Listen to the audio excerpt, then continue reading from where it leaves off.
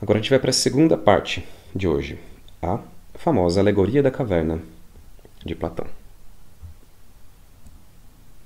começar de baixo, na verdade.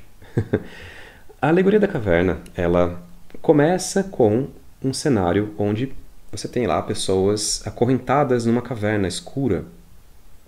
Elas não conseguem olhar para trás, elas só conseguem olhar para frente. E o que elas veem à frente é uma espécie de parede onde aparecem formas que se movem ali, misteriosas. Você não sabe de onde elas vêm, mas você percebe que elas estão ali, que elas se movem, né?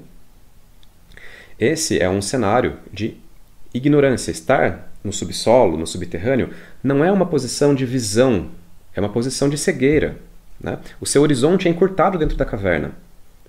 O horizonte é o quê? É um círculo que tem ali o raio da caverna, diferente de se estar no topo da montanha, onde o seu horizonte alcança dezenas de quilômetros ou centenas se você estiver no Everest, por exemplo.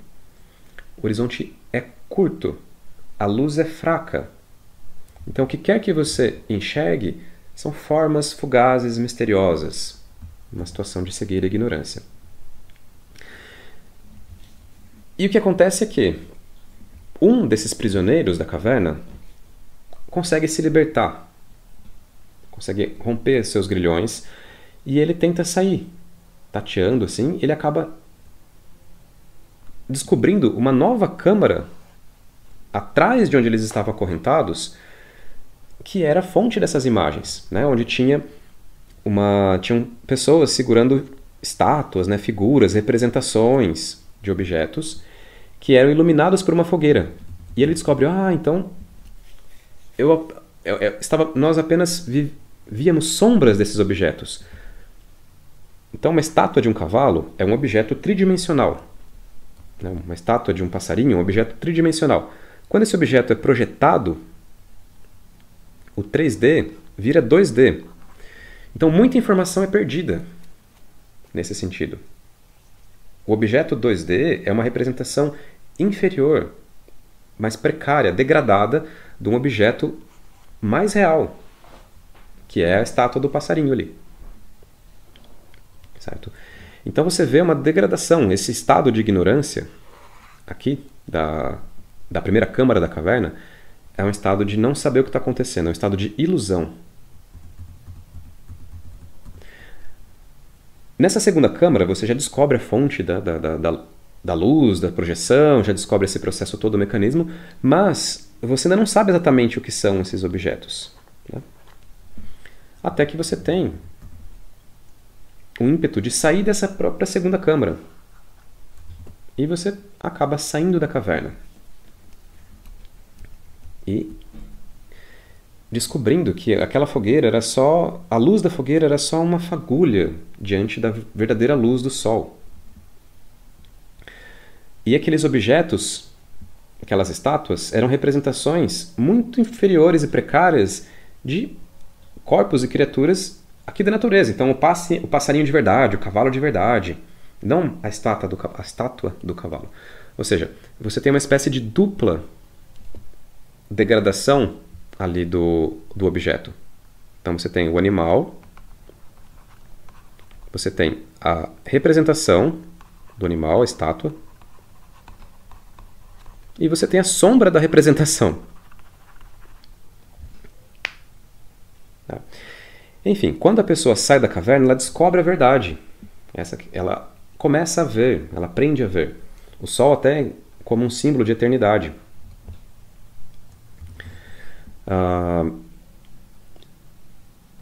Então imagina qual foi o maravilhamento e a surpresa desse prisioneiro que pela primeira vez saiu da caverna e viu a realidade, viu o sol, viu a vida, viu a natureza.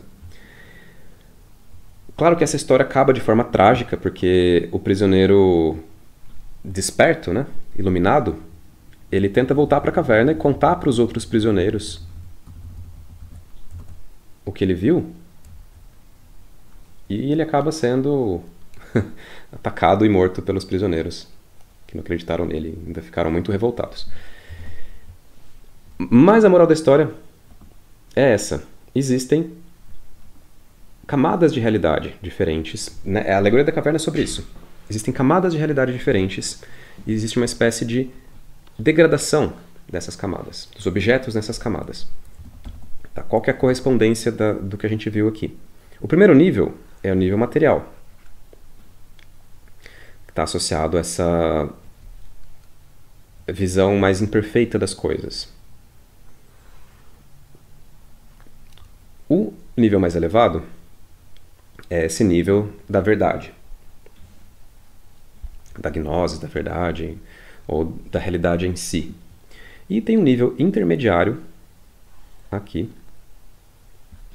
Porque, de fato, da ficção para o mito não é um passo tão grande quanto do relato para a fantasia ou do mito para o metamito.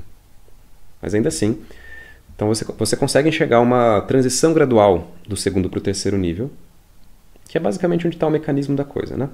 Então esses dois níveis correspondem a essa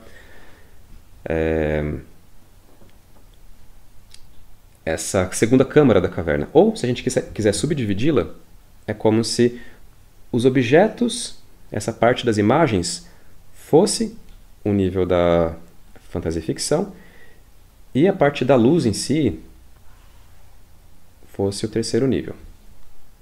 Mas estamos aqui fazendo correspondências. É uma das histórias mais batidas assim, e clássicas sobre essa estruturação multinível da realidade. E a gente não precisa ir num lugar de crenças metafísicas abstratas. Não. Esses níveis eles já estão aqui presentes o tempo todo. É isso que eu quero. É um tabu que eu quero quebrar. A gente não precisa ir muito longe em relação a nenhum tipo de crença ou abstração sobre isso. Tá? Então, esse é o prelúdio para, na verdade, a próxima parte.